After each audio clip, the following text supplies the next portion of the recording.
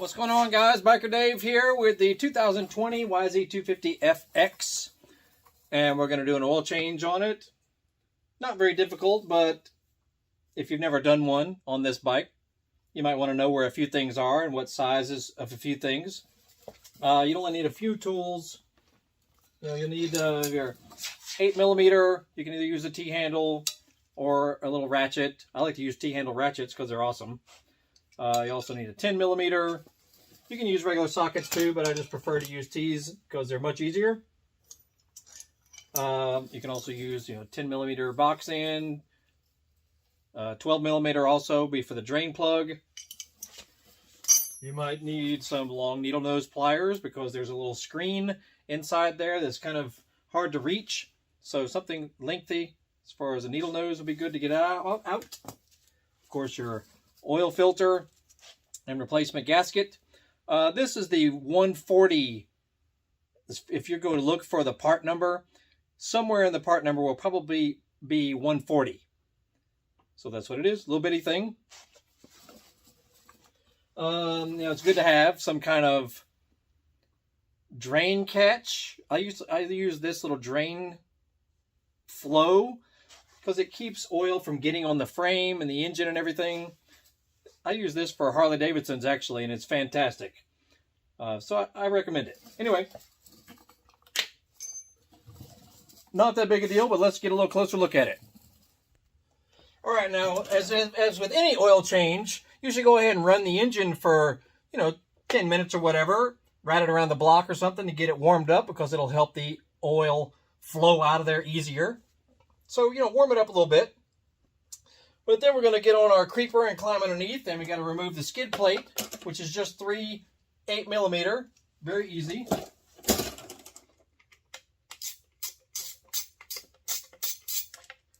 Just 3 of them, which is, a cool thing about the YZ250FX is it comes with a stock skid plate. I already have these loosened, so that's why they're coming out so easily. Keep track of these guys. Toss them in there to keep your stuff handy so you don't lose it. And then underneath, let's get a look at the drain plug. All right, underneath the bike, you have your little drain plug right there. It'd be a 12mm.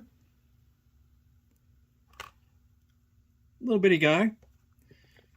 Let that out and make sure you got your little catch pan underneath there, and we'll watch it flow out.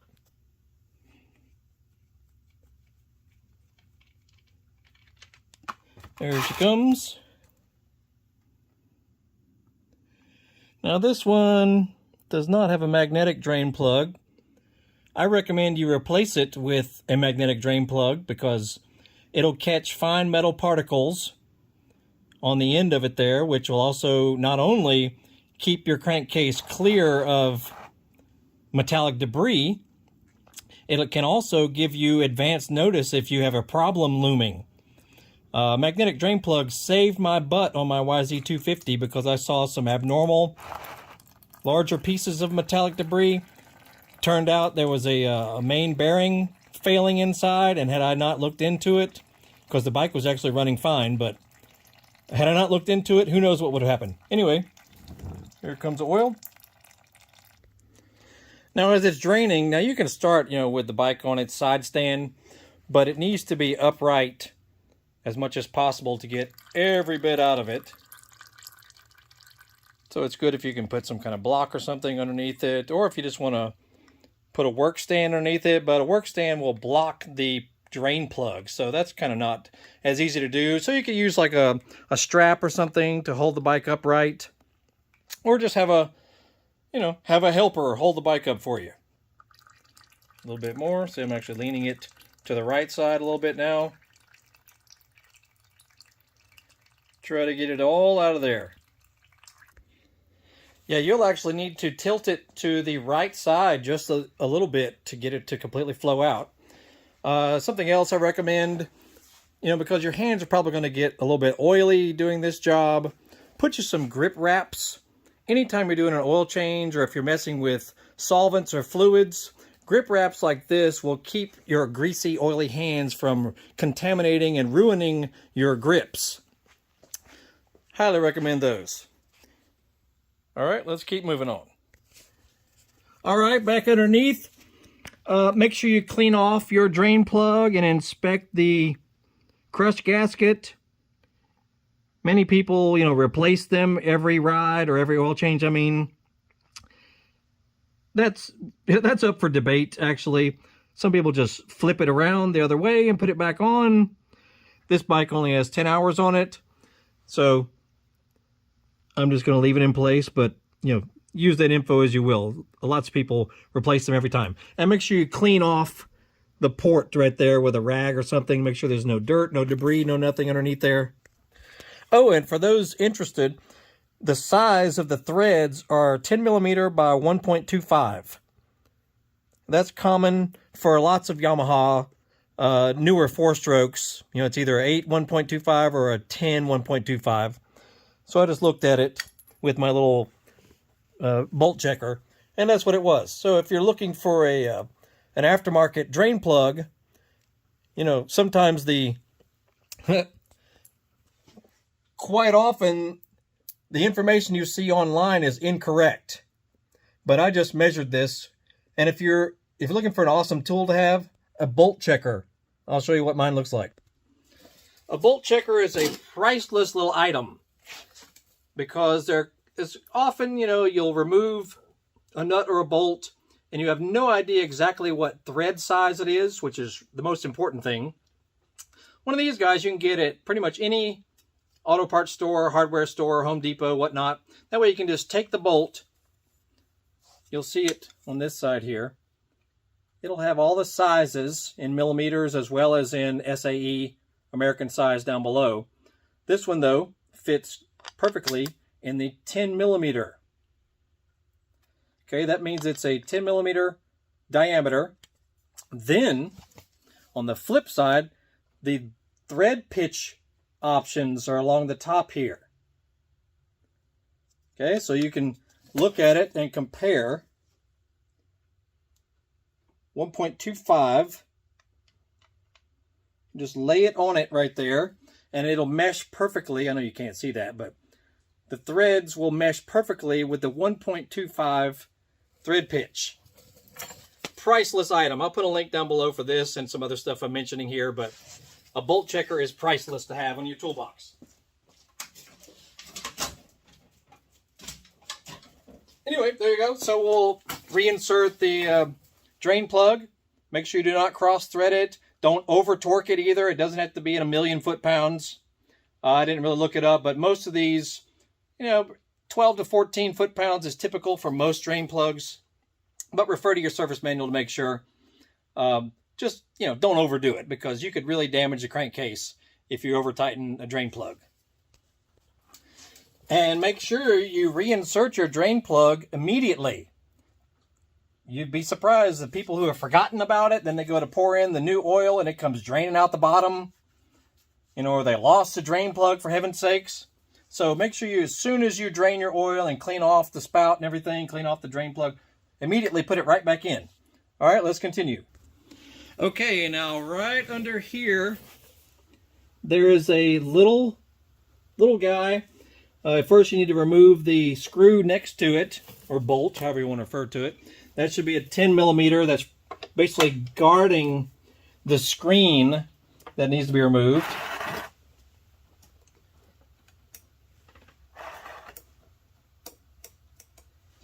Okay.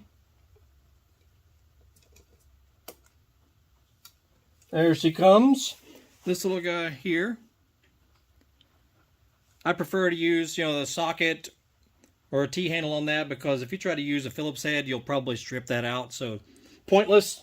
Set that off to the side.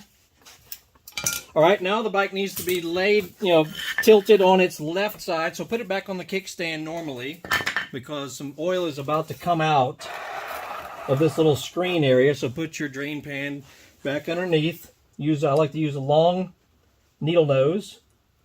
Give it a little turn. And some oil could come touching on your frame and whatnot. So a handy little guy, this little thing right here, very handy to keep oil from getting all over the place. I'll put a link down below for that too. All right, so we'll put it right there.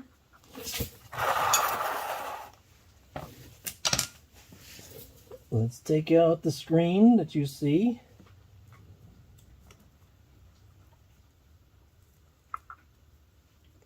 Give it a little tug.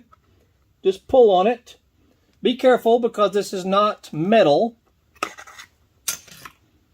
It's kind of a rubbery plastic material.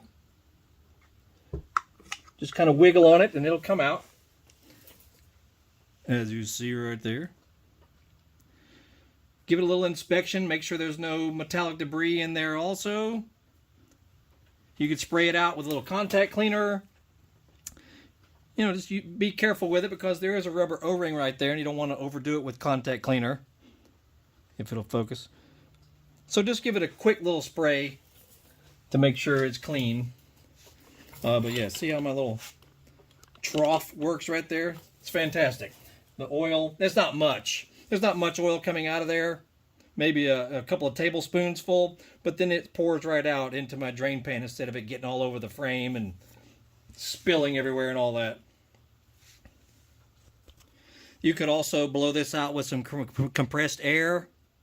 You know, just make sure that there's no metallic debris anywhere. And if you see any significant metallic debris inside there, it may not mean the end of the world, but it might mean you should look into it. You know, if it's more than just a couple of tiny little pieces. All right, looks fine now. And, you know, you might want to just wipe you a little bit of oil on the O-ring, especially if you replace it right there. So it's good and lubricated. You can also clean off where it came from. Make sure there's no dirt, no crap in there. Put it right back in and gently kind of wiggle it. Just kind of wiggle it in place. It'll click when it's back in place completely. No big deal. This job is, yeah, it's a little more time consuming than the two-stroke might be, but it's not that bad. Put your little 10mm back in place. Do not cross-thread it.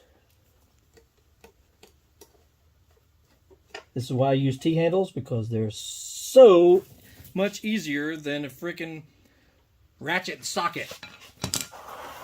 Alright, now we have to go to the other side of the bike, where the oil filter is located.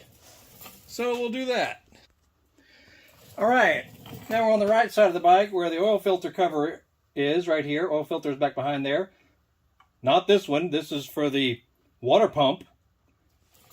But something good to do, especially if your bike is new, you know, if it's just been broken in, it's a good time now to check all these fasteners. They're pretty much all little 8mm. You know, so just check them real fast. Make sure that nobody's hand tight, about to fall off. Check them real quick. You know, it doesn't take long at all. Another reason why to have a T-handle. There's your sight glass for your oil, which we'll put to use in just a few minutes. So yeah, always check any exposed nuts, bolts, screws, that sort of thing. All right, so now let's expose our oil filter.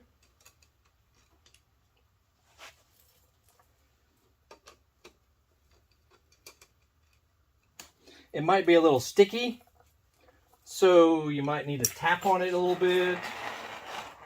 A little rubber mallet or something. Here's where I'm going to use my little flow guy so it doesn't spill everywhere. Yeah, it might need a little, just a little tap.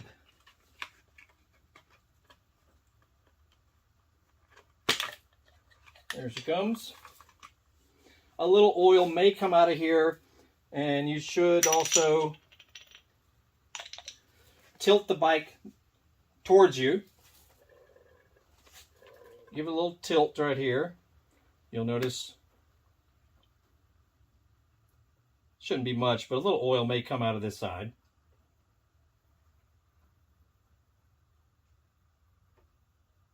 Not much.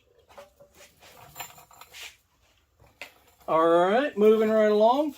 Then, you know, wipe all this clean out in here. I would, you know, if you want to wipe a little bit of contact cleaner on your rag and just clean it out in there. Make sure the surface looks good through here, as well as the cover itself.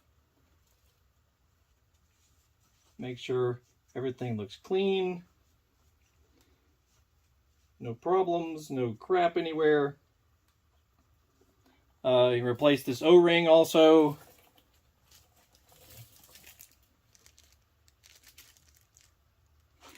Which might come with your oil change kit.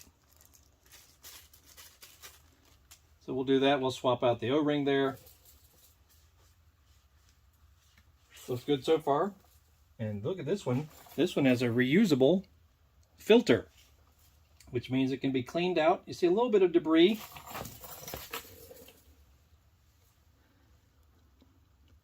This is a stainless mesh oil filter, but you have to clean them out. So go inside and spray inside there, blow it out with some compressed air, make sure all this debris that you see is clean. So we'll do that real quick. All right, and before you go removing the old one and destroying it possibly, make sure the new one you have appears to fit around the cap right there. Because if you tore this one off and destroyed it, and you find that your new one is not the right size, heaven forbid, you would be screwed. So just use a little pick, gently pull it off. You never know. It's good to keep O-rings like this because you never know when you might need it. So I like to hold on to them if they're in good shape. The new one, and make sure that there's, you know, this is nice and clean all through here. So you can use your little rag. Make sure all this looks clean around this O-ring slot. You could use some contact cleaner and, you know, blow it out and everything. Make sure there's nothing there. Okay, carefully put your new O-ring on. With a little bit of oil, wipe it around it.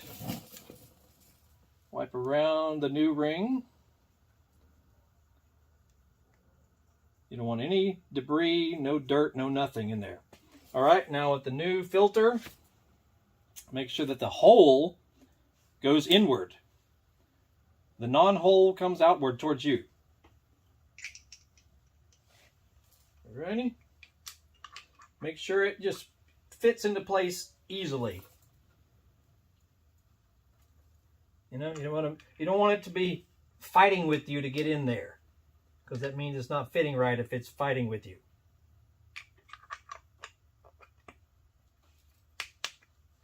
You might have to wiggle it a little bit to get it in there. Just make sure everything looks lovely, and it does. Replace your fasteners right there. Very easy, and also these do not require 1,000,000 foot-pounds of torque. You know, just good and snug. All good. Do not crank the bike yet because we haven't put oil in it yet. I've seen it happen. Okay, your cap, filler cap right here. Make sure it looks good. Make sure there's no dirt, no crap anywhere on it. Give it a little wipe off. Make sure the O-ring looks clean and good. Beautiful. Same with the rim right here around the crankcase. Make sure it looks good and clean. All right, now with the oil of your choice, I mean, I recommend, you know, the factory Yamaha 4. All right, now the capacity if you're doing an oil filter change is 0.75 liters or 0.79 US quarts. All right, and to check your level, the bike needs to be standing upright. So put it back on your work stand or just have someone hold it nice and level. And you should see it, you know, in between the two marks right there. If you see that right there. Perfect. And then just reinstall your skid plate underneath with your 3 little fasteners. These little guys here, no big deal. And that should do it. So, you know, it might seem like a lot because I'm usually a 2-stroke guy myself. You know, we 2-strokers do drain plug, drain out, drain plug, fill up. That's it. So, yeah, 4 strokes are a little more going on in there. But this is a really good bike. I'm really impressed with it. And we got a guy coming all the way from Huntsville, Alabama to buy it. So he's driving several hours just to pick up this baby. And I just thought we'd do a few videos on some things that we've found out about it. So that's that. Make sure you check out our other videos. Subscribe, like, follow. We've got all kinds of cool videos relating to motorcycles, dirt bikes, Harley-Davidsons, cars, trucks, all kinds of stuff. Working around the house even. So if you just scroll through our 1,500 plus videos, you'll find something you like. Anyway, this is Biker Dave messing around on the YZ250FX. Y'all have a great afternoon. We'll see you.